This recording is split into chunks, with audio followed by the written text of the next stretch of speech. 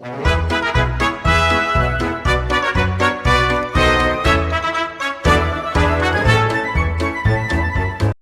May 4, 1721, a reader in Philadelphia opened the latest edition of the American Weekly Mercury to find a world in motion.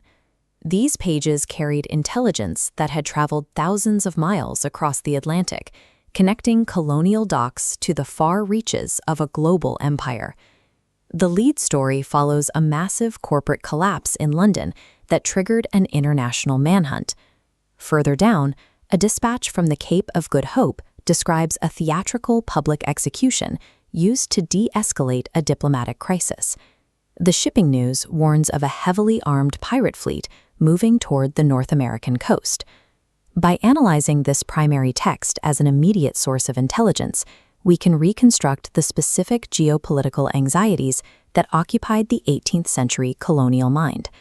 A London dispatch dated February 4th reports the arrival of the Spanish West Indies treasure fleet in Cadiz, carrying $12 million in silver and merchandise. Accompanying this wealth is a report of a peace treaty signed between the English and the Moroccan Empire. However, the central concern of the London report is not foreign wealth, but the internal collapse of the South Sea Company. The Mercury details a massive corporate fraud. £500,000 of company stock had been distributed to insiders without any actual payment. The perpetrators used fictitious names to conceal their identities, eventually selling the fraudulent stock for £1,200,000. In response, the British government stationed armed boats along the River Thames, ordered to search every vessel to prevent suspects from fleeing. The blockade failed to stop Mr. Knight, the company cashier. He escaped the country with an estate valued at £1,600,000. The report then shifts the geographic focus south to the Dutch settlement at the Cape of Good Hope. The dispatch details an incident where a European man was burned alive by the local population after stealing a small hatchet. A settlement surgeon retaliated by murdering a native man, bringing the colony to the brink of a larger conflict. To avoid further violence, the Dutch governor had to satisfy the local demand for reciprocal justice without actually executing his own surgeon. He employed what the paper calls a Dutch stratagem, a public performance of an execution designed to deceive the native observers. On a public stage, the surgeon was forced to drink a porringer of flaming brandy. He performed a series of severe convulsions and simulated his own death, before being carried away in a coffin. Once out of sight, the surgeon was brought back to life, drinking punch to quench the thirst caused by the brandy.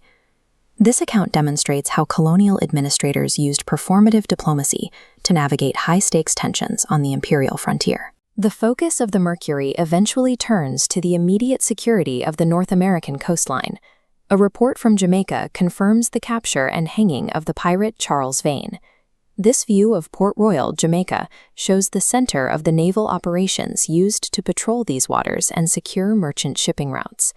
However, the news of Vane's death is followed by a dispatch from Suriname regarding a new, larger threat.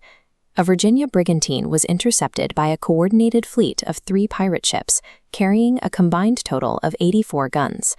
The pirates boarded the vessel, seized its cargo, and kidnapped 15 servants. Before departing, the pirates stated their intent to sail the entire length of the North American coast. For Mercury readers, this dispatch moved the pirate threat from a distant Caribbean concern to an immediate risk to their own local ports. These 2 pages contain a massive density of information regarding the state of the 18th century world. Within a single edition, a reader monitored multi-million-dollar silver shipments, corporate fraud in London, frontier diplomacy in Africa, and naval threats in their own waters. The American Weekly Mercury documents a colonial population deeply engaged with a volatile global information network. This archive reveals a worldview defined by the constant flow of capital, fraud, and violence across the Atlantic. The Daily Dispatch, history in print.